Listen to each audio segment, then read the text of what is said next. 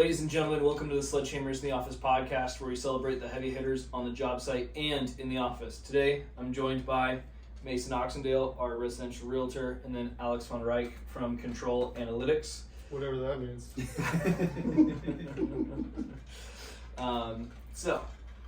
Before we get into a bunch of business stuff, we've got a lot of updates on the real estate side that we want to dig into with commission structures, what that means for the agents, the consumers, stuff like that. I've got stuff that I want to talk about more on the business side for just what I'm doing on the construction side. And I know Alex has some stuff that he's been working on with the company that he mentioned last month. But before we do that, boys, another month's come and gone. Absolutely. I see that everyone has put notes in our "What have we done last month" section. Hey, so be proud of us. you don't want to know the things that I've been thinking of this last month if that section was going to be. So, You on vacation again, dude? Yeah, man. It's been crazy. Okay.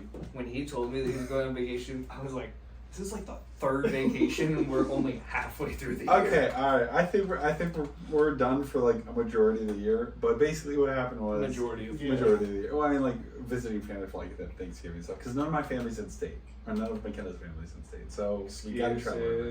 Anyways, this trip had been planned since like February, so we went to Wilmington, North Carolina. It was awesome. Got to go to the beach. It was really nice. Realized I do not like the beach during the day. It's just way too hot. And I burn. Are you serious? Dude, during when the sand's like 120 degrees, it's super hot. You just stay near the water where it's not as bad. I have a baby. It's a lot harder when you have a baby. Get a fence. No, honestly, Like one of those fold out dog fences. Oh yeah. No, we put Theo on the sand. He got bowled over by a wave, so it was a good time. Nice. He was fine. But no, like as the sun's setting, that's like primo time or sunrise. I just primo put it time. on sunscreen. Yeah, as one super white man to the other. Oh, absolutely. And McKenna sucks at it. So she put it on my back, and there's just like splotches of burns because she's like, I swear I sprayed it there. I was like, well, clearly not. Okay. I have evidence. First thing wrong, spray. Do not use the spray sunscreen. But the cream, man, it just sticks forever. It's so much better than the spray. I don't use the spray. Not sunscreen. at all. I think of if I get spray sunscreen that's 50 SPF, it's actually 30. If it were to be the lotion, Yeah. And if it's 30, you're just putting on 10. That's fair. So That's fair. don't even play. But you have to lather like us, like sprays. Okay. Yeah. Well, that's why you're burning. and then I went to I played a round of golf while I was in North Carolina. Gonna ask. Super fun. Played with my brother-in-law. Dude, I will take dry heat any day of the week. Like playing golf in humidity. I played golf in 114 degrees. It was better than playing in freaking 90 degrees with 80% humidity. Yeah, didn't you say that last month about Texas too? Yes. On the vacation. And this confirmed it. This Yeah, confirmed it. yeah. Because this was a different kind of humidity though. Like there was just kind of swamp ass. That here, it's like every like 20 minutes, it looked like it just rained on my arm. It just like dew was just sticking on my arm. I would wipe it dry. And I don't sweat that much as a person. And the only benefit of sweat is when it evaporates to cool you off. It don't evaporate there. It's just like you're just swimming and you're like, ugh, the whole time. I'm not comparing Arizona to that humidity, but like, I feel like the last month it's been humid as fuck for Arizona. Oh, yeah. Because even like when I played golf, I drank 2 40-ounce things of water. Who the hell's here? And never went pee once. Jeez. I just sweated a lot. Make sure I mute this. Make sure they have to come onto the podcast. Yeah, bring him with. Mm-hmm. But did Theo like the ocean? He was scared of it at first, and then he wasn't really sure. But then afterwards, he's like, he can just watch it the whole time. I think my son would. Oh. Everybody heard that.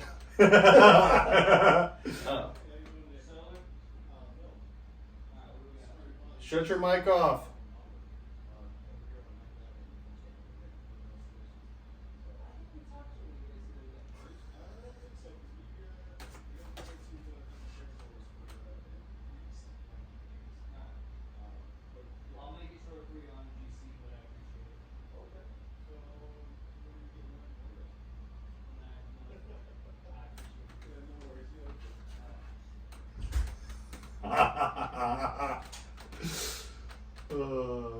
I think you should keep that in. Clack, motherfuckers. Oh, not only that, but we heard your whole conversation. Oh yeah. You didn't shut your mic off. Oh, I didn't? No, not at all. Am I muted now? Nope. Cool. Well, it's also funny when a window and door guy comes here. It's like, Yeah. yes, please tell me more. Yeah. I was gonna say, first time I took my son to the beach, I think we're in, what's the main one in San Diego? Dude, I don't know. What the hell? La Jolla, No. Pacific, No, I always think of Laguna, but No. that's LA. not Coronado. No, it's just a specific spot. But anyways, we put my son down, Yeah. and then, cause I think he was like 2 or 3. He was 3. Mm-hmm. A wave came. Homie sprinted all the way to the boardwalk, and then never got close to the waves. Luckily, we were on the other side, so we were allowed. We were on the bay side with no Mission. Yes, that was Mission Beach. Mm. So he played in that one, but it was. I still remember it was fucking hilarious. So funny. Just sprinted all out. Oh yeah, yeah. No, the waves got pretty intense. They got pretty tall. I mean, at least for waves that I haven't seen, they were as tall as me. So Those are some pretty big waves. yeah, some pretty decently big waves. That I always forget how salty the sea is too. Like every time I go, I'm like, oh yeah, no, this is pretty awful. Yeah. But it was a fun time. It was a good I time. don't mind the saltiness. Yeah. I enjoy the beach. I love the I'm a beach. big boogie boarder Oh, yeah. because I can't surf. Yeah, well, I haven't tried surfing. I mean, I'm not gonna lie, I haven't either, but I'm not very buoyant on a skateboard, so I don't picture I'd be that good on a surfboard. Yeah, Yeah. well, skateboards don't float very well either. Mason, what'd you do? Not much, man. Swear to God. I did golf. I golfed twice. Wow, that's Yeah. like twice in the whole year, or Well, no, twice this month. I used to golf like once a week, yeah, but yeah, and it was fun. That's all I have to say about that. nice. I did okay, better than you. Oh, dude, I'm terrible. Man, the more I play, the worse I get. That's how it is. People who play golf, they're okay with it because they just enjoy it thoroughly, Oh yeah, or like they just go all in and start like oh yeah, teaching themselves how to play it. So oh yeah. My brother-in-law, who hadn't played in 5 years, was out driving me by a lot. It was very humbling. yeah, but those are guys. I mean, everybody's like that. I'm just talking shit because like I still never beat anybody I play with. Well, come play with me. Yeah, I play with people who are too good though. I'll show you. Like my closest friend, he shoots under par. Like, Oh. I don't like if he dedicated himself, he might be able to take a run at Mhm. like amateur tour. I've got one birdie under my belt. Well, I got an eagle on Thursday. Yeah, see, way better. I haven't got an eagle. You know what that is? And yeah, it's 200 par. Okay, let's check it. And an albatross. What's under an albatross? I don't know that one. Me neither. Pretty sure it's a hole in one. It's gotta be a hole in one, like a par 5. Yeah. I can picture Thaddeus playing golf. He'd be so angry. Yeah, I see more Happy Gilmore vibes than. Oh yeah, for sure. It would either be something I'd get super angry at, or something that You just disassociate with.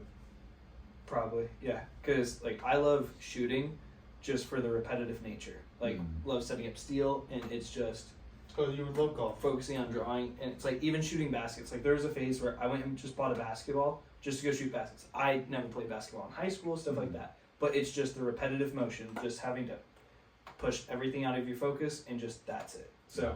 it's either I would just be complete angry, or I'd like it. Like, Yeah. I play frisbee golf, and it's the same thing, where it's Yeah. just, all right, just trying to get that motion right, and you can feel it every time. Oh yeah. When you have a good hit, Oh, you're like, this is why I love this sport. yeah. And then you have 18 bad hits. And then you go to the next hole. Yeah. And then you 4-putt. Yeah. Yeah. We golf. No, I went camping. Took the kids camping. Nice. Oh, you're Where'd you proud. Munz Park. Oh, nice. Yeah, one of the teachers that my wife's friends with, they have like a little spot. Like you go into Men's Park, but then you drive like after you get out of Men's Park in the back end, you just keep driving for like 20 minutes. Yeah. So it's in the woods. They have a little spot in a camper. But they had a little target thing set up with a bunch of BB guns. Oh nice. And my 7-year-old the whole. He didn't want to do anything but just keep shooting the target with the BB gun. Okay. And it was a decent BB gun too because it had like a decent scope on and stuff. Yeah. We actually had to pull up the little mini go kart so he could set like the top part on there so he could hold it properly. Nice. So I got a little picture of him and it actually looks legit. Oh, That's super cute. cool. And they drove their own the go kart for the first time. Oh, nice. A gas one or electric? Yes, the little mini one. Oh, nice. Nice. Heck Mhm. They were so scared at first. They were like, "Oh, you drive." Yeah. And then they were like, "Okay, let me go." Alright. I like the Munns Park area. I did some work for a guy up there, and I like how you got the Flagstaff vibe in terms of all the trees, it's the woods, but it's just a lot more chill than even Flagstaff itself. Yeah, it's like I've never actually been in Munns Park. I was like, "Oh, there's a lot of nice homes in here." Oh yeah. Yeah, some nice ones. Yeah. Yeah, caught some frogs too. Oh yeah. Yeah, They enjoy that. they did. Yeah, I don't think the frogs did. No. there's so many of them. Dad jokes. Don't worry, you'll be joining me soon. I detest them. Yeah, good luck. Frogs? It's gonna come out one day. You're just like, damn. Frogs Yes. for children. Dad jokes. All of it. Yes. He's actually trying to just become the witch that eats children in old story tales, Yeah, the fairy witch. tales. Yeah. Step one. You just need to start building your house out of candy. Yeah. Yeah. You'll be great around Halloween. Isn't that more of like a pedo vibe? No, they eat them. That's totally Okay, different. that Yeah. makes sense. Yeah. Cannibalism, not Yes. pedophilia. Yeah, Gosh. sure for you. Big red flag. We're gonna get flagged now. Cancelled Say, immediately. yeah, say cannibalism. They don't even care. In 10 years from now, when that starts to become a mainstream thing, Cannibalism is right. we're gonna get canceled. Speaking Did of, you hear what these assholes said? did you guys watch any of the Joe Rogan stand up on Netflix? Oh yeah, apparently Watched it last I night. just saw an article. About Yeah, I that. watched like the first 15 minutes. It's pretty funny so far. Oh yeah. Yeah, and he just talks about all that crap. It's funny. Yeah.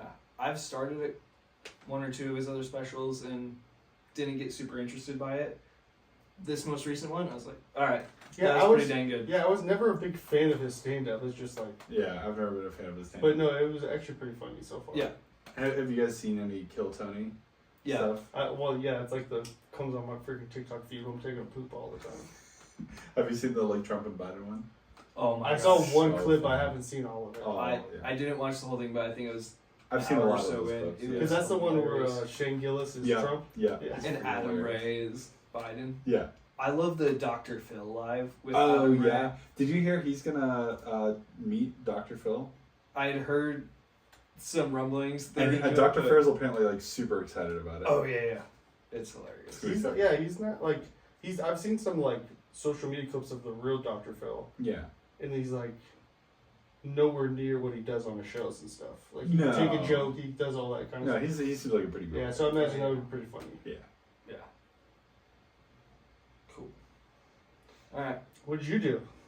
Went to Cali because I promised the wife when I started the Oh yeah, I saw first that. 2 kitchens a while ago that I would take her on a trip. And originally it was just gonna be up to Flagstaff, but as we started pricing it out, we were like, "Do you want to go to Flagstaff or do you just want to go to California?" And Yeah. So we were like, "Let's go to the beach." So it Did spent you Airbnb? yeah. Nice. So she found one that was pretty cheap too, and it's 15 or 20 minutes away from Perfect. the ocean. So it, as far as we were counting up what we spent afterward, we were like, yeah, this is a good vacation. Yeah. So Heck it was yeah. mostly just we got it down last year, which is we eat breakfast and we eat dinner, skip lunch because you're eating too much anyway, Mhm. and then ice cream every night or every day. Amazing. So it was that, it was the ocean, and that was it. So Talking about ice cream in Wilmington, there's a place that was ranked the 6th best ice cream place, and Oh, really? they had a list of the top 10. Number 1, Phoenix. You want to know who if you guys had to guess who's the number 1 ice cream place in the U.S. and it's in Phoenix? Is it a chain? No. I don't know. I don't know ice cream shops like that. You know, Hendel's. no. Oh, Churn. really? Yeah. Do you know of Churn? They are next to. They're all the Fox Concepts restaurants like Postino's, Federal Pizza. Don't know what that means. You've never been there? Ojora Tacos? Yeah, but you said the concept. What do you mean? Fox Concepts is the company that owns all. They started all those restaurants. Oh yeah. And It Churn sounds is right next to familiar. Windsor. Windsor's the like burger What place. do they do? What kind of ice cream do they do? They just do like a ton of homemade stuff. It's just really good ice cream. Like Is it in Phoenix? You guys live in It's Phoenix, in Phoenix, though. Yeah, yeah. all the good stuff's in Phoenix. yeah. I went to I don't know what it's called, but it was like a ice cream shop, but they did ice cream sandwiches. Oh yeah. So you could do like pick any cookie on top, any cookie on bottom, and then Yeah. Yeah. that was good. Those are good. There's this place, Hendel's in California. Apparently, they have it here too. But it was just at the beach. We went there the first day. I drove out of my way the second day to go back there to get ice cream. So I was like, that was so dang good. Oh heck yeah. There's this ice cream place in Hawaii, Maui. It's like shaved ice with ice cream kind of thing. Oh, it's Oh, delicious, yeah. so good. Yum. Yeah. Oh, yeah. Those are good. They Okay. put this like clear white thing, kind of looked like semen on top. It was so good. It really did. But it was delicious. Glad you enjoyed it. Yeah. Yep. Thank you for that. You're welcome. Nice. Well, with that, let's get into the business content. Yeah. Before we do, as always, we need to do an unofficial ad read for our good friends at Shamrock Farms. So, as everyone knows, we live in a time of great uncertainty right now. Assassination attempts, president dropping out of the race, potential war on 3 different continents at this point. Instead of spending time worrying about what could happen and everything, all the unrest, reach for something that's always the sure thing. Shamrock Farms chocolate milk. When you start feeling that uneasy feeling, Mhm. getting nervous, a little tight in the shoulders, Yeah. here's what I want you to do. Go to the fridge, Mhm. grab some Shamrock Farms, take a drink. Let that uneasy feeling go and enjoy the peace that comes with Shamrock Farms chocolate milk. Beautiful. So, what happens if I don't live in Arizona but I want Shamrock Farms chocolate milk? You need to find a way to order it. Will Bring it to your state. will you sign up to ship Shamrock Farms chocolate milk to people out of state? No, I'm focusing on general contracting. If someone else wants to start that business and use any of the notes from what we're doing, they could absolutely do that. Can we start a new health trend instead of doing cold plunges, chocolate milk baths? But I want to drink the chocolate milk. That's how you get out. Grab a straw, dude. Okay. Grab a straw, drink some milk, fuel up while you get in there. Got a nice Well, little cold I chill. mean, they've done these unofficial studies that obviously it's the cold shock protein, stuff like that. But if you chill your Shamrock Farms down to 38 degrees and you drink like 16 ounces of it within like 5 minutes, you get a 2% higher cold shock protein reaction than if you were to spend 5 minutes in a cold plunge. So, I mean, at this point, do you Well, want to there's- do the thing that's yeah. uncomfortable, or do you want to do the thing that tastes great and in the end your body's just going to respond better? yeah, well, Good for the you. brown milk absorbs quicker with the brown fat. Yes. Exactly. It dissolves 100%. it, so Yeah. it makes I sense. mean, Mhm. I've been in great shape just drinking Yes. this thing all the time. So Yeah. I trust you, the medical doctor. my wife's a nurse and she'll definitely endorse it. Definitely. Yeah. All right. Let's get into some business. I'm going to kick us off for tonight. Let's do the obligatory. I've been here the whole time. Do the obligatory 2x4 pricing, all our lumber. You are not going to start with that. Yes, I am. No, you're not. Our 2x4s are $365, which I believe is about the same or a little lower than usual. Do you, Plywood believe, has do you dropped. believe or do you know? Oh dear God! Do you want me to go check? What did you do? Why did you do this to us? I can't believe you started with that. 365. Yeah, it's 373 last time, so 8 cents cheaper. Our plywood is 1788, which that is a big decrease. Copper 2967, so that one's holding steady. Only comment about this is we talk about these are bouncing around. The copper seems to be, once that kind of goes up, that one kind of sticks. But yeah, to recap our numbers for what we took in, we Yeah, dude, we should have got a champagne bottle. Yeah, that's why I'm saying he started with freaking wood prices over saying the big news. completed the road to 100K. You completed the road to 100K. Sure.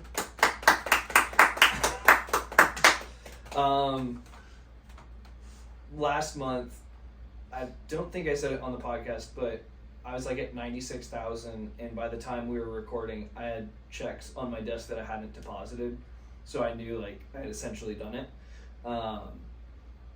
So I honestly did not think that I would be able to do this in 12 months.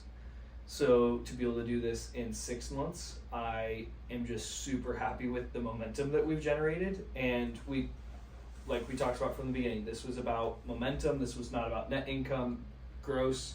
The gross numbers that we're taking in is a lot of times vanity metric, but I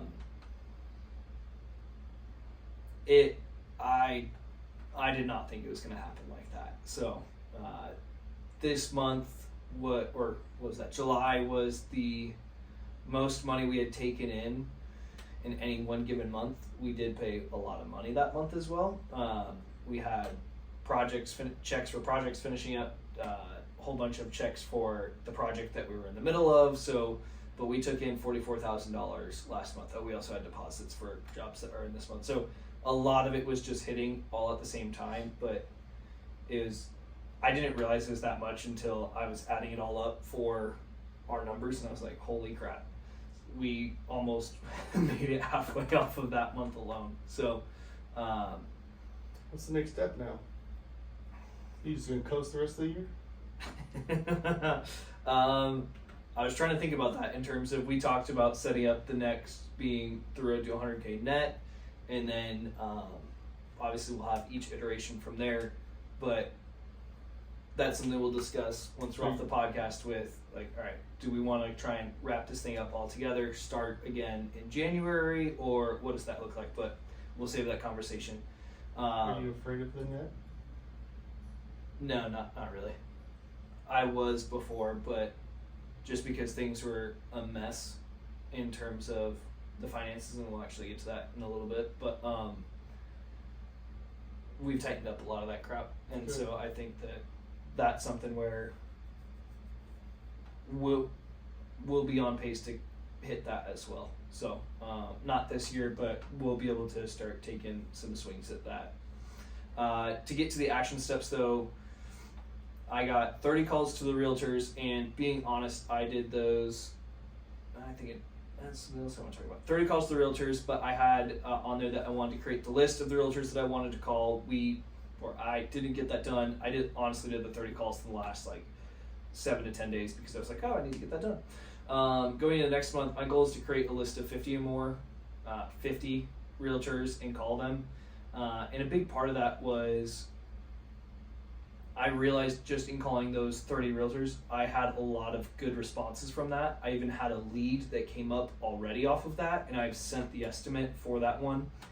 And it's not a large project, but it's a project. It's in Scottsdale. It's everything that I wanted it to be with this thing, as far as we're targeting a certain demographic, and it seems to be working. I think the practice, just with all the reps, it's getting tighter with how I talk on the phone with people, what I'm asking for, what I'm pitching to give them, stuff like that.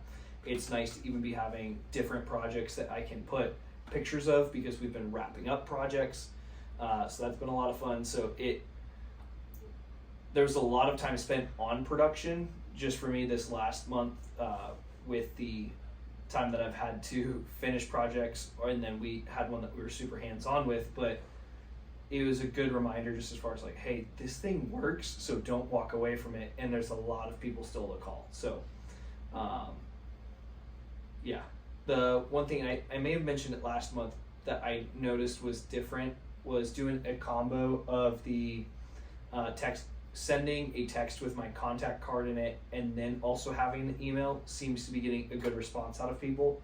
So I'm just trying to pay attention to the little things to see, all right, how does the conversation go when I'm calling someone up, because obviously it's a cold call, stuff like that. So, I think the contact card's a good one. Because I get texts all the time from, like, solar cleaning contractor, and they're not even calls actually, they're mostly all texts. Right. And only one time there was solar cleaning / bird, like the bird, like the bird things or whatever. They text me their contact. I was like, oh, that might be something I needed, and I saved their contact in my phone, and I ended up using it for one of these closings this week, and they used them to clean off their solar and then bird proof it. That's pretty cool. Yeah, and it was just because they actually sent me the damn thing, and I saved it because barely getting 1,000 texts. Yeah, that's true. So I think keep that going because you never know when they'll reach out. Yeah, I started also trying to create the first email template for having a follow-up cadence for all these people that I'm getting their emails, and they're like, "Yep, sounds good." So just so that I can stay top of mind. So it's been a busy month. I feel like it's been 2 months, honestly, since we've sat down in here. But yeah, so it was a long month. Yeah, but there are 2 things I did want to hit before I hand it off to Alex real quick, and that was I mentioned on the number side things where we even finished the podcast last month, and I was talking about how it was a mess. I didn't know where things were. Alex had created something for me inside of Google Sheets, and he put a decent amount of work into it. He might say not that much because he built it pretty quickly for me. I wouldn't know where to start with it, but to me it didn't fit exactly what I was looking for, and I was like, man, there's got to be something in QuickBooks. Was trying to figure it out.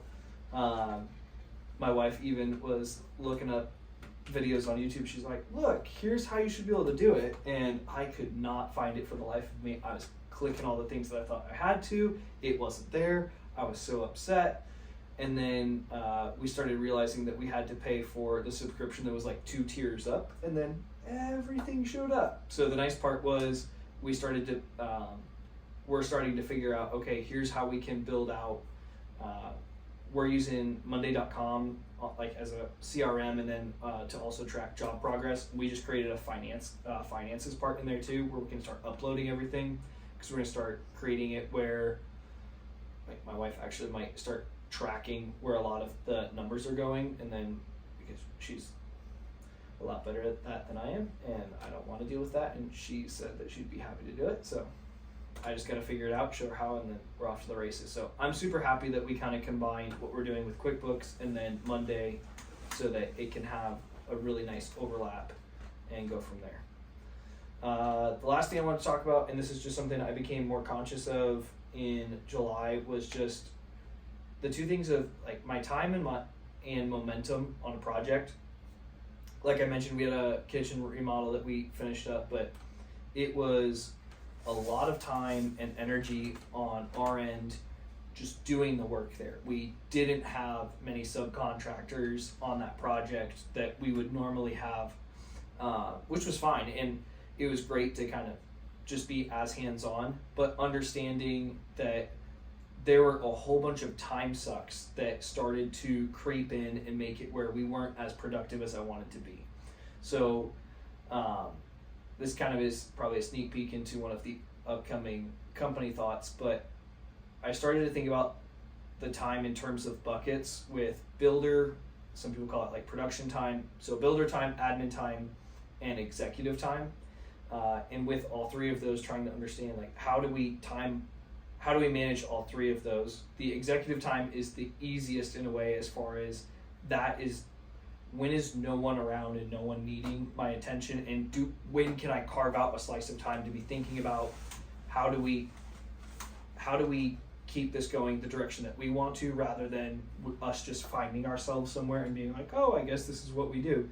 And one of the things with that was I started being intentional with saying, hey, Monday, Wednesday, Friday at 5 a.m. I go to the gym. Tuesday, Thursday, Saturday, I can get up at 4 a.m. and have 2.5 hours of my day that's completely interrupted in just work. And so if that's the video editing stuff, if that's anything that I'm trying to build out, if it's the emails that we want to be sending out as a follow-up or stuff like that, that's built in. So we've got 7.5 hours a week right there that can be built on that. That's kind of shared with the admin time. A lot of the admin time is going to be the estimates, the following up, a lot of the categorizing of the expenses that I don't want to do, stuff like that. And then the production time was the one to me that seemed almost like, I would say, the most sacred out of all of those, because there's no one else who's really going to be doing that but us. So how do we preserve that?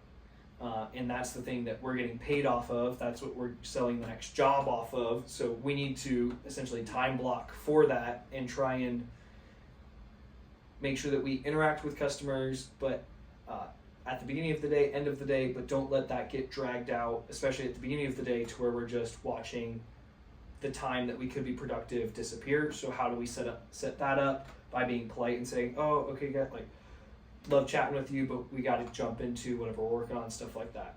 The other thing that I started doing was trying to push all my appointments until after 5 p.m. in the day. So I didn't want to do any midday, I'm going to go look at someone's project, unless I was going to take one day and stack all my appointments in that day. And I did it 1 week where I just stacked 5 appointments back to back. And it was from like 8 a.m. to 6 p.m. just turning around appointment. And that worked out really well. So it's the combination of those two. If it's not going to be super heavy with the amount of appointments in a certain week, then we'll just throw them at the end of the day after we wrap up the production work. But that was something that I've tried to be conscious of. And with the momentum side of that as well, it's when things are getting pulled in different directions, especially on the production side, it's a lot harder for us to kind of get back up into gear at the speed that we were going when we were kind of in the midst of it, clicking right along. So for me, this is a small thing, but I feel like it also is a big thing long term. So that's why I've thought about it a little bit more and wanted to kind of just pause on it and talk about it. So You're really good at like time blocking and scheduling out your day. I'm very curious to see if it changes when the baby comes. Yeah. And see if the certain times that you have blocked out, like do you move that to the afternoon because the kid? Yeah. Yeah, I'm just curious to see how it goes. Yeah. Which the wife and I have talked about it a little bit, just because obviously I don't know what the feeding schedule is going to look like or what the sleep schedule is going to look like, but I do like the getting up earlier. But if that does move to later, then that's fine too. So it's just trying. My goal is to have those buckets that we can they each have their place, and then be able to really just press into that and be diligent with that. Mm-hmm. So cool. All right, Alex, what do you got for us? All right. This has been a really interesting month. So last month we were talking, I was actually just starting with Ace Makers and kind of starting everything, figuring all that stuff out. So I've kind of talked about it, and a majority of the stuff up until now has been pretty much essentially just one client that I know them personally. I've been doing some work with them, not even necessarily my main offer, just a smorgasbord of stuff. Mm-hmm. And that's kind of like died out. You know, we've kept in contact, and there's still some stuff that I'm going to be helping them with, but nothing that is sustainable enough to be like, okay, I can, quit. And then in my search to find other clients, I tried doing free work, which had mixed results. And then I also was just trying to do a lot of outreach, right? But at the end of the day, my offer just was not good enough to speak for itself. As Alex Ramosi kind of puts it, is make an offer so good people feel stupid saying no to it. So I definitely don't think I ever had that, and this kind of helps. Just having other people to, even if it is a little bit more hand-holding, just come in and say, okay, what does that really mean? And then dig there, dig. So this past month, it's been a lot of, okay, refining that offer, finishing off that offer, getting all the actual outreach, like setting up actual outreach platforms, which has been a bit of an upfront cost and time and energy cost to get all that stuff set up. So I've set up a thing called Instantly to do cold emails. I got my first lead list off of Apollo, which is a lead list generator. I'm now in process of changing my LinkedIn. I haven't done any LinkedIn posts in the last month, and honestly, haven't really noticed much of a difference. So I don't think my posts were really having that much of an impact beforehand, which kind of sucks to figure out. But at the same time, that's also a lot of time saved, a lot of effort saved, and I still think I learned some valuable lessons in terms of writing to that, which is helping now with the cold emails. I had my emails warming up for the past month to make sure that they're legit. They don't land in spam bots. All the extra loops and hoops that you have to run around. Can you pause on that real quick? Yeah. So I know we talked about this on the phone, but you're gearing up to do a lot of cold email outreach, right? Correct. So, can you explain as far as what you're doing with the different, it's the domains and the email addresses to be able to actually reach out to the people? Yeah. So especially this last year, but as it's been going on, Gmail, so Google as a whole, Microsoft as a whole, and a lot of other providers have been really tightening down security, which is honestly a really good thing for consumers. But because of that, sending cold outreach and cold emails has become much more difficult over the years. So if you ever want to even consider sending out emails, you're never supposed to use your like main website domain. So you buy similar looking domains. So if you're website.com, your websites.com or a website. Use controlanalytics.com. Yeah, exactly. So I use variations of control analytics like controlanalytics.org or .net or whatever that are similar enough.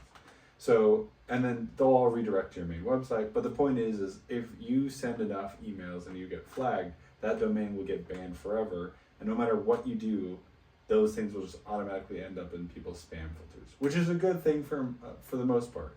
So you have to do, there's quite a bit of effort.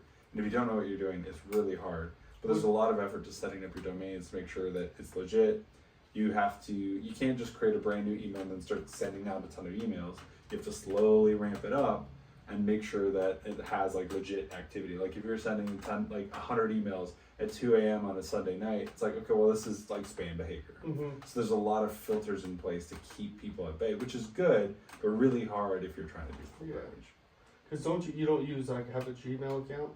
So you're not using like a typical Gmail account. So when you're buying a domain, you can create email addresses for that domain.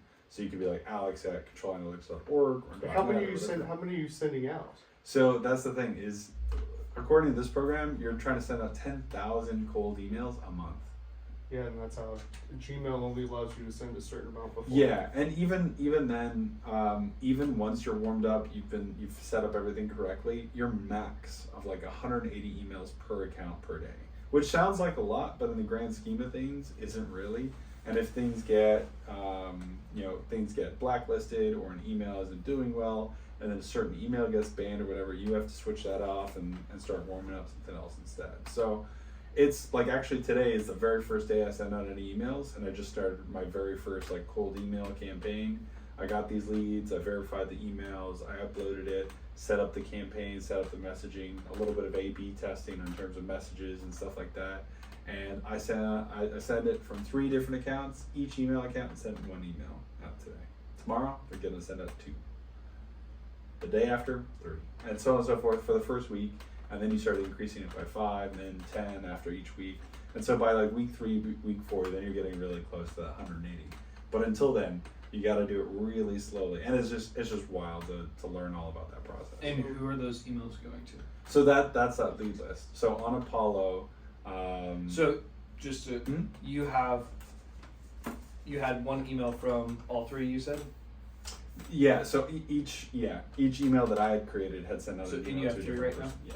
So 3 emails went out as a cold reach out to, so we reached 3 people today, tomorrow will be 6, and then, okay. Yep, and it'll go on exponentially. So there's a service like called Apollo. There's other services. I'm sorry to cut you off. No, how long did it take from when you started to today when you sent the first reach out to you're trying to get a lead, or the first reach out that you're doing? What was the time frame? In terms of setting up the emails, or from when you started to when you're sending the emails? Oh, so it's about a month. So that's what's recommended to warm up an email. So like the actual setup doesn't take that long. I would say maybe 4 or 5 hours, to maybe a little bit longer if you're not very tech savvy. I had a great tutorial that I was provided by the company I'm working with. They had very specific things like, all right, here's your checklist. Add this, make sure this, verify it on this website, all that kind of stuff. But then after that, you have to warm up the emails. So they send emails back and forth to other emails to make it look legit and kind of, set that all up. That takes time. You can do it pretty quickly, but the more you rush that process, the quicker you get spammed, or the quicker you get filtered out. So these emails, you typically you can't do it as quickly as 2 weeks. These emails have been warming up for a month. So they've sent about 250, 300 emails to other emails on this platform to kind of make it more legit. Gotcha. Yeah. Cool. So going back to Apollo. Apollo is the lead list. It's a website where you can go and you can search a ton of filters. So they have a huge database. They do a lot of work to verify the quality of that database. And so I go in there, I'm searching for commercial real estate companies. That's my main focus right now. And specifically accounting and finance people within that. So I looked at a lot of roles for people I would consider to be decision makers, like controllers, VPs of finance, that kind of stuff.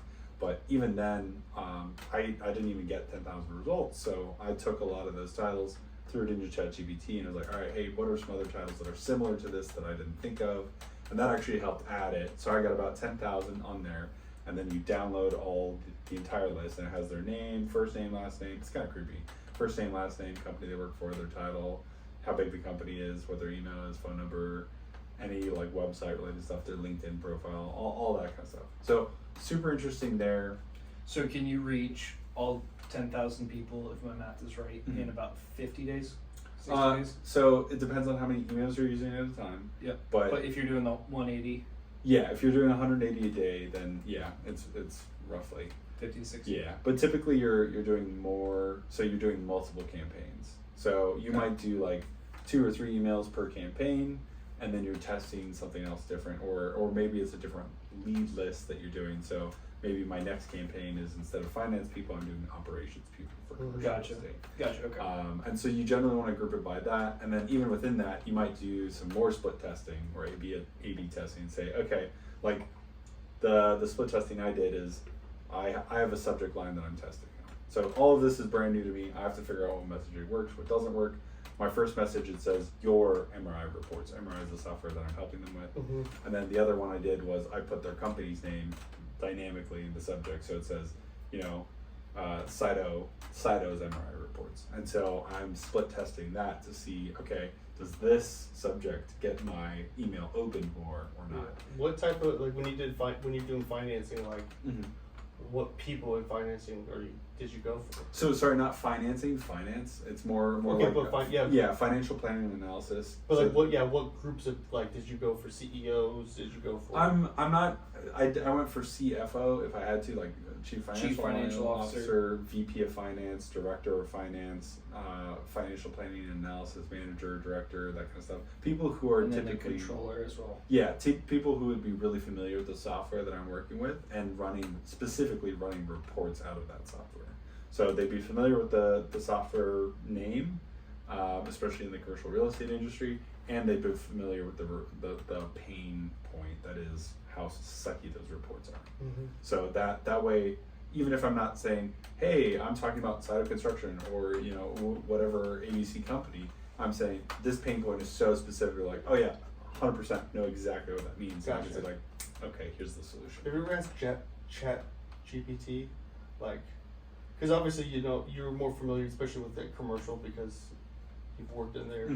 Like, just like ask them, be like, hey, what other industries or specific things would use this type of service, and just see if like it spits out like anything random that you would have never thought of, just to try to see if you can't get a different niche. Yeah, I haven't. I would consider that. I want to try exhausting this one. I was thinking more ahead because Yeah. Once you get that under, then you can probably start narrowing down more specific. Because at a certain point, like you might have all these, that these certain subject hands are decent, and then you start putting them in other places. Right, exactly. Which something that we talked about separately as well, and I thought was odd at first because I had kind of the reverse approach with how I started everything, where it's if I knew how to do something or loosely knew how to do something, someone asked me to do it, I did it. And so with what Alex was doing, he started with casting a wide net, and in our private conversations, I was kind of more the person who's like, dude, just go out, find a company that has a lot of people, that has a lot of data, and tell them what you do. And because for me, it's like, that's similar to what I did, so just go do that. Yeah. And, but you spent a lot of time very intentionally to say, no, I need to refine my offer. And something that you told me was, at the beginning of the year, you spent time like, here's my offer, here's my pitch to a company. But now it's been, oh no, I need to pare this down a lot further than I thought. Yeah. I need to niche down a lot further. And I was sitting there scratching my head going, dude, like you're not going to have that many people by the end of it. Yeah. But to your point, as far as you niched down, found the people that you knew the job title of, found the adjacent ones in ChatGPT. So to your question in terms of are there industries that he could approach? To be consistent with what you've been doing, it's to say more, we're not going to address the adjacent industries until we've exhausted this one and you found your 10,000 inside of that. So it's similar to almost like my realtors list where it's like, all right, let's not start finding other lists until we go through the... Yeah, because the thing, once you get that, then you can start finding people who don't use your services that really should. Yeah. Yeah. And have you ever gone after, like, I know you were finding a list, you ever go after, like, smaller people? Because, say, like, a CFO might pull a list to look at the numbers, but, like, what about their assistant that actually does all the work to grab it? And so it's like, oh, hey, like, I saw this thing, you might want to check this out, because then I don't have to do that stupid thing anymore. Yeah.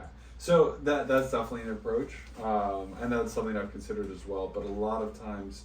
a lot of these people will look at it and be like, well, I'm not the decision maker, so I'm not even going to bother. Gotcha. Well, and to kind of layer on top of that, with all the job titles that he referenced, like usually we're the most familiar with CFO, Chief Financial Officer. Yeah. But you've got Controller, you rattled off about 5 of them. So in that, you have a hierarchy inside of a company as well. So your CFO might not be the one who brings that forward, but you might have a controller inside of a company, someone who's in charge of finance you're dealing with the commercial real estate. So that's where he's approaching all rungs on that ladder. Mm-hmm. For a lot of people, they're probably not going to understand that, like, okay, controller was a new one for me up till a year ago, and I was like, oh, okay, that has to do with finance. Well, and also in Apollo, you can also filter down like company size too. So you can say, I'm focusing on only,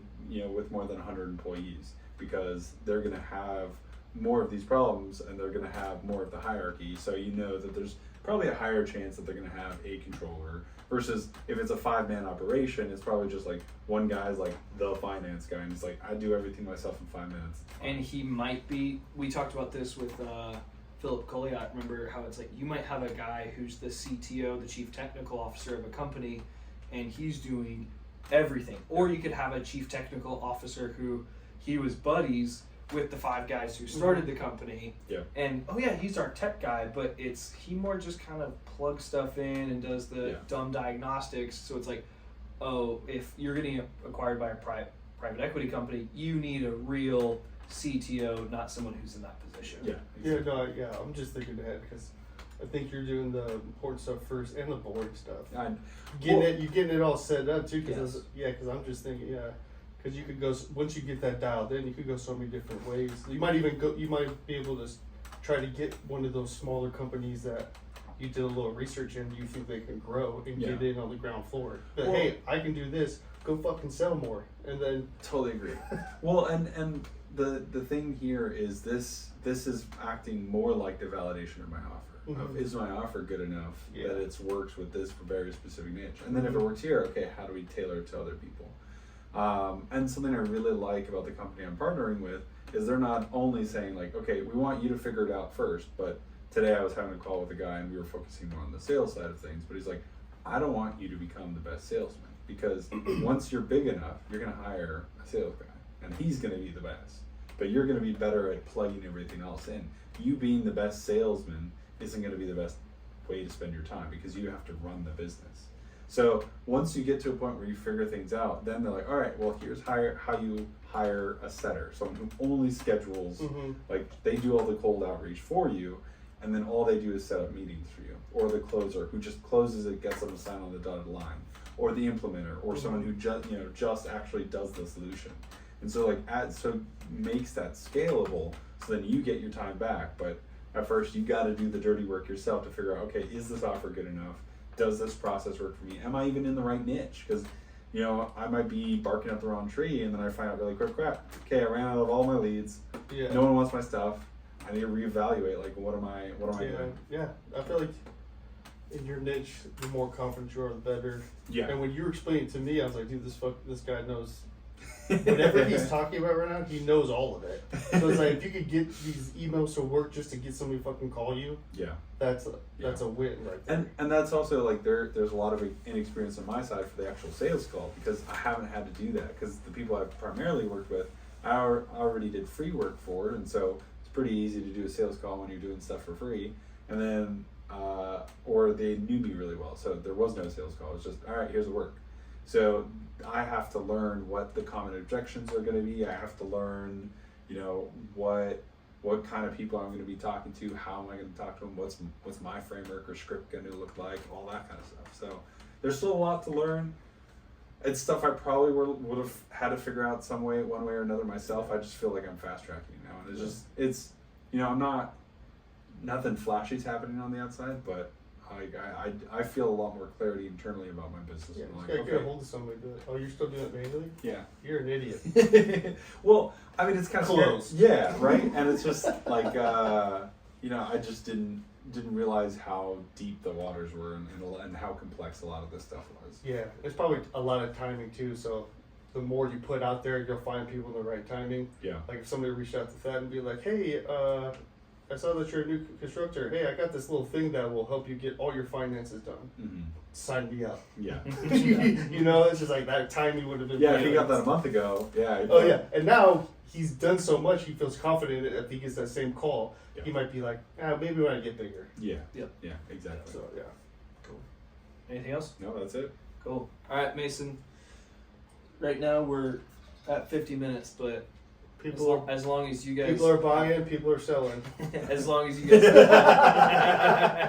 I'm fine with it. Yeah. I do want to spend some time going over your stuff because we talked about it beforehand. So if we even do run over an hour, as long as your guys' schedule permits it, I do want to talk about that because I feel like we had a big change recently with the rules and regulations with buyers and sellers agents, what they're allowed to do, what they're not allowed to do. But let's start with what are the numbers looking like with inventory and interest rates here in Arizona? So we'll just inventory. We're still staying around the 13,000 active homes. Do they see this when we talk about it or no? No. Okay. And then we have over 1,200. So 13,000 active homes. Over 1,200 a week are closing, and then just over 1,000 there's new listings coming. So that revolving door is still there. You pay attention to the active number, you know, a little bit, but you just want to see that revolving door. How many are coming in, how many are going out.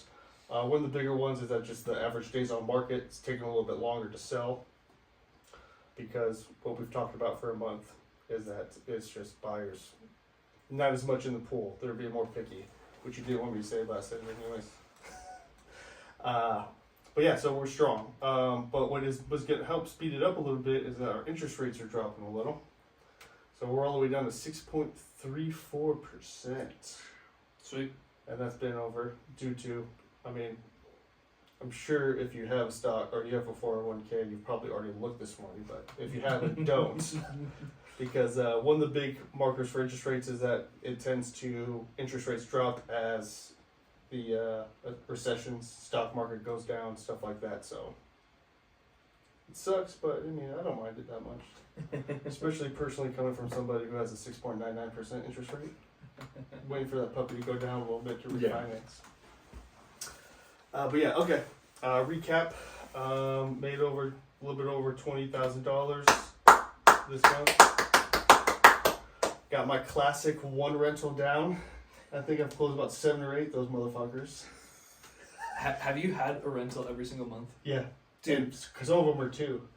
Yeah, but I'm killing. We need to go all year. At least one rental a month. I would love to see just I mean, honestly, best too, renters I'm still waiting for 3 other. I don't count the rental until I have the check. I'm Right. still waiting for 3 other checks to come in. All right, there we go. Yeah, but I was gonna say, if you look at numbers just by transactions, you're like, damn, dude, he's doing pretty good. 8 of them are rentals. For the team stats, does it pop up? Oh yeah, it does. Are you like kicking everyone's ass right now? No. There's like Trevor and some of those guys that are doing like really well. Yeah. But no, I'm at the higher end, yeah. But it's just like, Nice. the total number should be a little higher compared to the number of transactions. Yeah. Action steps, I got this done. Did the time blocking to go over I call it my Sphere C database, which is essentially leads nobody I know, like people I don't know. Not cold leads, like we talked about, with just people I don't know. They don't know me. They might have reached out over. So just retouching them and then setting it up to keep following up every month or 3 months. What did that time blocking look like? It started off with 30 minutes in the mornings, mid-mornings, like 9 to 10-ish. Yeah. And then, I got it done pretty quickly because I started getting on a roll, and this was something that been eating at me for like 6+ months. So like, I think after the first week, it naturally turned into about an hour and a half until it was all done. Nice. Do you just know that, hey, at 9 I'm always going to do this, or do you like block it off in your calendar? Do you just... Oh yeah, I'll put it on my calendar. Gotcha. Yeah, but just knowing that after I go to the gym, I went to the office, and then when I got to the office, that was the time for me to do it for a half hour. I'll be honest. I'm pretty impressed by the change because it seems like the past couple months it's been wishy-washy with a lot of the action steps, or like, oh yeah, I forgot, or like how am I going to split? So for you to say like, hey, like I started getting on a roll, it's like, dude, you found the momentum and you rode that sucker. So and I took advantage. Kudos to you, because that's fantastic to. And the little caveat too, is that I took advantage of, so the wife, she's a assistant principal now. Mm-hmm. They work year round. Yep. So, and of course we didn't put our kids in like any after school program or anything, but she took 3 weeks off, and I took advantage. So like for the 3 weeks, I actually like went to the office, did everything. I didn't have to stay at home because she was working, kind of stuff. Yeah. So I definitely took advantage of that, because that was the main thing. I was like, in this 3 weeks, I want to get this fucking shit done with. Yeah. Well, hey, honestly, kudos to you, because I know a lot of times if I have a lot of time on my hand, I can push things off until, like, I'm a creature of urgency. So, nice job on that. Yeah, So I had that. fantastic. Yeah, I had that urgency of like, I got 3 weeks to get shit done. Yeah. Before school starts again, and then I can have like a normal schedule kind of thing. Yeah. Manufacture that urgency though. Make it like just keep. Keep that thing rolling, because I feel like I'm that's super great. antsy, like because the school starts on Wednesday. Yeah. And it's like I can get back to normal. Yeah. Get to the office when I'm supposed to, stay. So. Fantastic. Yep, and then action steps this month is we talked about this a couple months ago actually, but I categorize my database into sphere A, B, and C. C, people I don't know. A and B are people I do know. A are the ones that are like past clients, people who send me referrals, and then B is just like anybody who knows I'm a referral. So this one is that I'm working on staying in touch with everybody that I know with like a newsletter, but I'm also going to contact my sphere A clients and kind of like, because I'm pretty close with those people, not all of them, but the ones that I'm super close with, be like, hey, this is what I want to do. Like, what are some things like that if I sent you something that you would actually look at or want to hear about, whether you're already just bought a house, you're a homeowner, you're looking to kind of, intrigue everybody, not just like, hey, interest rates, or just talk about that somebody, they're not in the business kind of thing, right now to buy a home. So is to talk to them, get the newsletter created, and I send it out by the end of the month. And it just start that monthly chain. What are you going to do for a newsletter? I don't know yet. That's why I'm calling my Sphere A. Okay. Check out Beehive. I've heard of that. Yeah. It's Are you saying more to send it out? Yeah, I'll talk. He was talking content. Yeah. Oh, okay. Yeah, we'll talk about it off air, and then maybe next episode. Because I know Thad wants me to talk about this stuff. Because I actually had questions since you're like fucking full of empty. But yeah, that's my action step for this month. And then on bigger news, if you've been following it, the NAR, National Realtor Association, the big lawsuits that started as nothing became everything. So big picture, when you went to go sell a house, if you wanted to sell a house, you negotiate, be like, hey, I'll pay my realtor this much, but that also include paying for not only to your realtor to sell your home, but also for any agent who brings a buyer, so a buyer broker fee. So that is now no longer. Because pretty much they got sued because people were saying that, I thought I had to, or why would I pay the broker fee, the buyer fee, when they're the ones negotiating against me, kind of thing. Anyways, I don't know how much I agree with their argument, but it approved and changes are here. So,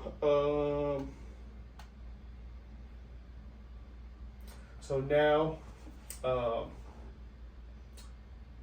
where do we want to go? Start with the sellers. So, if you want to sell your home now, is there a different way you wanted to go? No, I was thinking, let's start with what does it look like for if someone wants to sell a home? What does it look like if someone wants to buy a home? And then we'll kind of pepper you with questions along the way with the nuances and the different things with that. So now, if you want to sell your home, you want to have agent represent you, you now have the conversation of you are going to pay the agent, only the selling agent. So if you were hiring me to sell your home, we negotiate, hey, I'll pay you this much money to sell my house. And then now sellers aren't obligated at all to pay any type of buyer commission. So they don't have to offer any type of, although we're getting away from commission, it's called compensation now. You're no longer needed to compensate the buyer agent for bringing a buyer. Yeah. It is seller can pay $1, $0, $20 million, whatever they want. So now when you want to sell your home, you're going to pay me however much we agree to, and then we're also going to agree, hey, if another agent brings a buyer, how much are you willing to pay them for bringing that buyer to your house? So what would the advantage be? Because a lot of people are probably going to think short term, like, oh, well, why would I want to pay a buyer agent? Now, why would it be worth it? What's a good argument for paying a buyer agent as a seller? Well, so now, as a buyer, so we have to step back a little bit. So as a buyer's agent, I used to be able to help buyers find a home and be like, hey, I'm a free service to you. I'm going to get paid by the listing agent. Sure. They're going to pay me for bringing it to the thing. So now, as a buyer, you are responsible to pay for your real estate's fee. So now all buyers have to pay their buyer agents whatever they agreed upon price.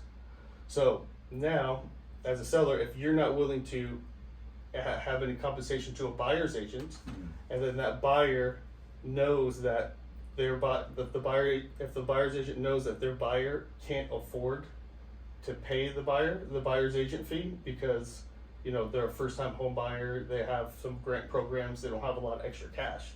Now you're going to be missing out on a lot of potential buyers.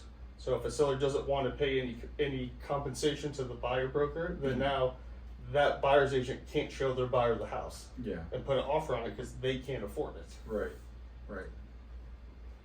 I think it even starts from the idea of the principle that each party on the seller's agent and the buyer's agent are they're working for their individual clients. So the payment that would go to the buyer's agent, like you mentioned, is because some buyers aren't going to have anything to bring to the table in that situation. The other thing with that too is that, hey, we do need to compensate someone coming with a professional and to walk through this process correctly, rather than just coming by themselves or as a buyer. If you don't have access to all the tools that a realtor has and isn't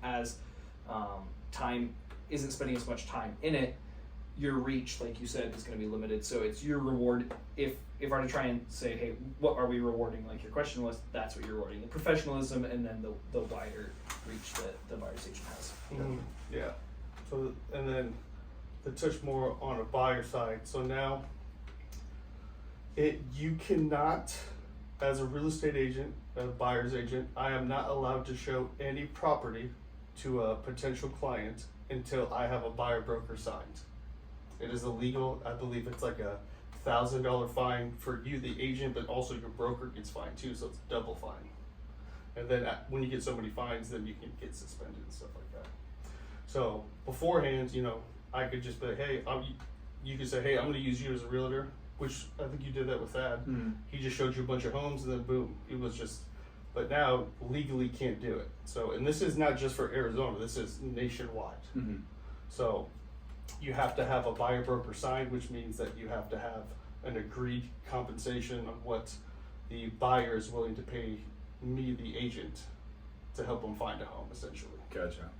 So, which I mean, I've never signed a buyer. Had anybody sign a buyer broker? Mm-hmm. It's probably maybe once or twice failed me because like showed them some homes and then they trickled off or like didn't hear from her a couple weeks and then they like went to an open house and bought the house that way kind of thing. Mm-hmm. And that's the thing I'd say is when there were a lot of agents that weren't doing buyer brokers, and the reason for that was you were trying to be flexible. You weren't trying to scare someone away with signing like, oh, like you're the person I'm getting locked in with. Yeah. You were just trying to be available because there are so many agents there. So Mhm. everyone was just like, no, we're not going to lock anyone into it, but be the person who's most available so that hopefully you show them the home, you write the contract, you get the commission.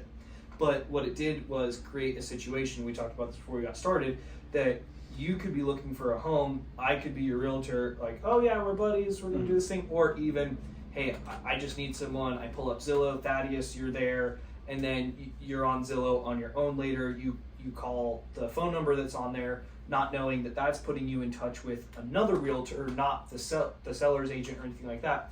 Now you're talking to Mason. Mason then says, hey dude, no worries, I'll go show you the home. But now he's what was called the procuring cause. So he's the one who's now selling it to you. So it created this weird situation too with the buyer brokers, like he mentioned with not hearing from someone, now they're buying with someone else because they went to the open house, they're the procuring cause, things like that.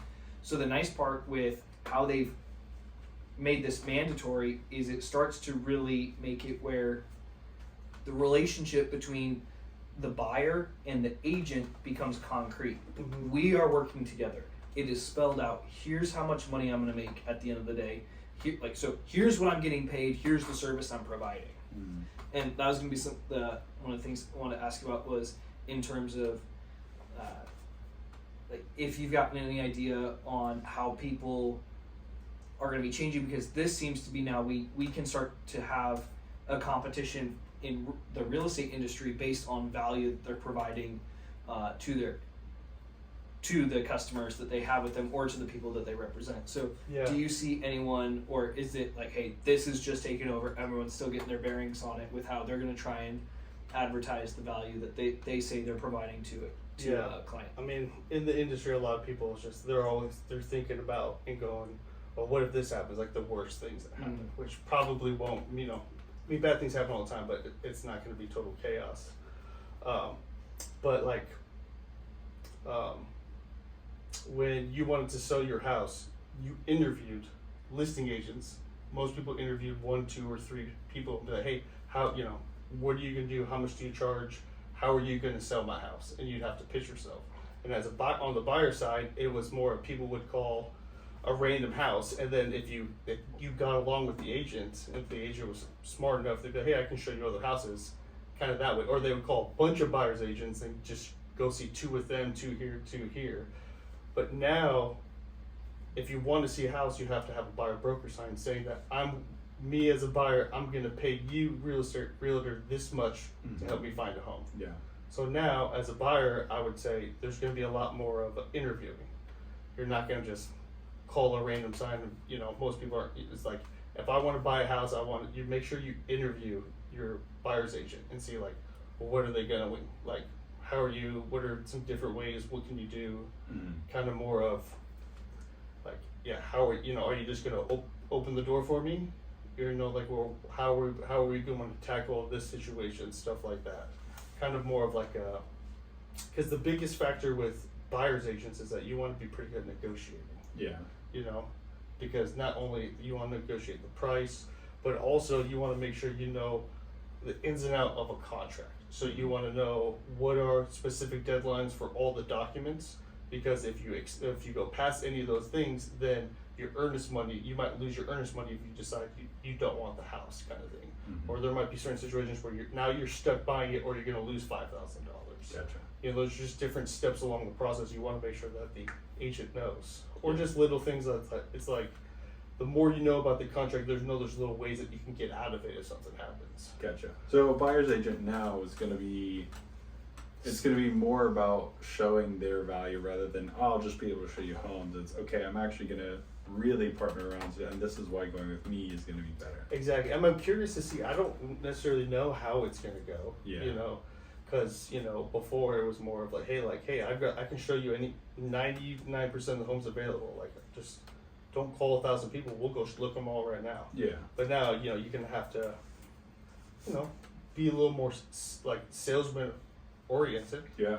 Kind of stuff. So I don't know. I'm personally excited about, because the real estate industry is oversaturated with realtors, and it seems like everyone was kind of doing the same thing. So I, for a while, have wanted to see who can separate themselves and correlate that to a certain value that they're providing.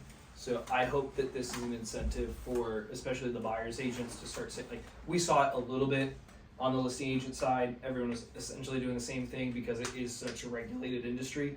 But on the buyer side, to see, right, who's going to excel based on the presentation that they have of the services that they provide, and who actually is providing a service that is standing out to the customer. So it'll be interesting to see. Yeah, and most of the time, a lot of clients, like you got the house, you did everything, like they don't really care how much you get paid. But if they're responsible for paying you, especially if the seller doesn't, like, they're gonna want to see you do more. Yeah. And then if it's like, okay, well, I paid you to do this, we didn't get all these things, instead of them just chalking up, it wasn't my money, like, I still got the house. Yeah. Like, you're not gonna get that review. You're not gonna get those referrals. I mean, it's a referral-based business. Yeah. Like, you can do all the online marketing you want, but like, most of your business is coming from referrals. Yeah. Business is business, baby. Yeah. So buyers now, if you don't have extra cash, you're going to, or first-time home buyer, you need grant programs. You're going to need an agent that is going to filter out and find properties that will pay a buyer broker. Otherwise, you won't be able to buy a house. Yeah. So what's just going to suck is that, oh, I found my dream home. I want this house. Seller doesn't want to pay any compensation to the buyer's agent. It's like, well, you can't buy this anymore. Yeah. Or there's going to be an awkward scenario where it's going to be like, I have a buyer broker sign with you for 2%. Be like, hey, I'm going to get a seller. The seller says I'm only giving 1%. This first time home buyer with a kid or a family, like, oh, this is my dream home. This is my dream home. So now I'm in a predicament where I'm going to say, hey, like, you can't buy this house because you can't afford it because you don't have the extra cash to pay me 1%. Yeah. Or am I going to have to eat it and just sell the house for a total of 1%? Yeah. Kind of. So you're going to be in a lot of scenarios. So like, we do have fiduciary responsibilities, but the contract says you're going to pay me 2%. So it's like, which, and I think that goes back again to the value, and it's going to be a lot of realtors trying to understand. It's like, all right, am I going to become the realtor that it's a volume game, so I will play the discounted rate if it's only a 1% commission on it. I'm going to do it because we get the sale, you get what you want, we move on to the next one. Or are there going to be realtors where it's like, hey, I do 3% only. And it's either, like, it can be a combination, 2% from the seller, 1% from you, whatever it is, but you can price yourself more in the premium range. And that was something I wanted to ask in terms of, you mentioned for the, I think it's the buyer broker, they agree with you if it's the 2% that they're willing to buy. But what happens, let's say you have a more affluent client, they're looking for $1 million plus home, and you guys sign for 2% because you're like, hey, 2% on a 7-figure home, that's fantastic, that's a great paycheck. But you have someone who is like, I've got a 7-figure house, I need to offload this thing, offer a 4% commission, let's get this out of here. Do you pocket the extra 2% because it was listed, or how does that work? No, there's two ways to go about it.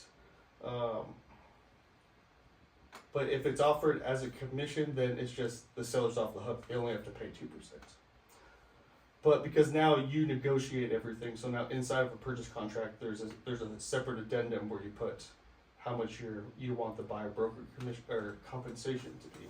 So in a scenario like that, So it's gonna be kind of weird at first. I don't know exactly how it's gonna work, but like before you show a house, it will be smart to you as an agent. Be like, hey, is your seller offering compensation? 99% of the time, they're gonna tell you what that number is because they've already agreed upon it in the listing agreement. Yeah. Or they might. There's a lot of bit like it's a variable. Send an offer and we'll let you know, kind of thing. Mm-hmm. So most of the time, you're gonna know what the percentage is and stuff. But it's very simple fix. Whereas if it's like if I know that they're offering 4% before I see it, and then they're like, hey, we won't put an offer in here. Be like, okay, hey, they're offering a 4% commission, so you just sign a buy broker addendum saying that it's 4%, because otherwise you can only get paid for as much as on your buy broker. Gotcha. The seller would. So if it's only the 2% on $1 million, you only make the 20,000 and. But if you can get the addendum signed, so it is a 4%, then you can get paid 40,000. Exactly. Yep. So the only scenario would be like, because you can use seller concessions because it is it's a compensation to the buyer. It is a buyer's fee, your buy broker compensation. So you could say they're only offering 1%, you get through the inspection period and you try to get the seller concessions, and you could use that other 1% to pay you. Gotcha. Yeah, and then anything over that, of course, will go towards the seller. But if you've got a buyer that needs it for closing costs, there's gonna be a lot of issues you're gonna run into. Yeah. But so as a seller, you agree what you want to pay your listing agent to sell your home, and then you're like, oh, I don't have to pay a buyer broker. Well, it's like, well, I don't think you're gonna get probably 50% or less of the potential buyers to actually see your home. Mm-hmm. Actually, you might get everybody to see your home, but you're not going to get as many offers on it, So if there's a seller saying like, oh, I don't want to pay anything, but then it's been on the market for 2 months now, they get a full price offer, but they're asking for 2% on a buyer broker fee. Like, is the seller going to turn down a full price offer just because they have to pay an extra 2%? Most likely not. Yeah. So there's a lot of hidden things. There's a lot of adjustments on the real estate side, but then it's going to be for anybody buying and selling, you're going to be able to negotiate a little bit more. Gotcha. So it's like, but caution, beware, kind of like with your situation, you get what you pay for. Yeah. So if you cut some corners, you might get lucky and just get a newbie that just started and he turns into a rock star and you got him for super cheap. Yeah. But then you might just get a shitty ass. Yeah. And that's where it goes back to, I think. I mean, I sold one of my listings from 2 months ago that we sold. I got that because one of the flat fee people had it on the market for 90 days and couldn't sell it. Right, and that's an example of the value thing that I said, as far as you'll be able to get in front of people and say, like, hey, as a listing agent, here's the value that I provide. Here's how I compare and contrast to another agent. All those things. So it'll be interesting to see that also being attached more to the buyer's agent side, and people having to be more upfront with that rather than having just more of a good smile and being a person with a pulse. Yeah, I don't think. Yeah, the only time a buyer has ever seen how much money I'm making off helping them sell the home is at 3 days before closing, when they see the final statement. They have to sign it off. Yeah. On it. Cool. All right. This is one of our longer ones, but I know that we had a lot to talk about. So, but let's wrap it up. Where can people find you guys and see what you're doing? Mason. At Instagram at Mason Oxendale. Soon to be on YouTube. But as you can tell, what I've learned on this podcast is that don't say anything yet until you're ready. Mason Oxendale's YouTube channel coming 2025. Yeah. Alex. Find me on LinkedIn, Alex von Reich. ControlAnalytics.com. ControlAnalytics.com. Like each month I have to remind you that you have a website. Yeah. Alright, you can find me on Instagram at Cyto_building, and then the website is cyto-building.com. We might actually be changing the website domain here soon. So, yeah. Well, if you want help with that, I literally just did that. No, someone owns cytobuilding.com. I know who it is. We're working on getting the transfer, and I'll tell you the story afterwards. Oh, heck yeah. Yep. Okay, so until next time. Hope your hammer stays accurate. Your Wi-Fi fast. And your work blessed. See you, everybody. Bleep, bleep. That's I've always wanted to say this is how you wrote it. Bleep. So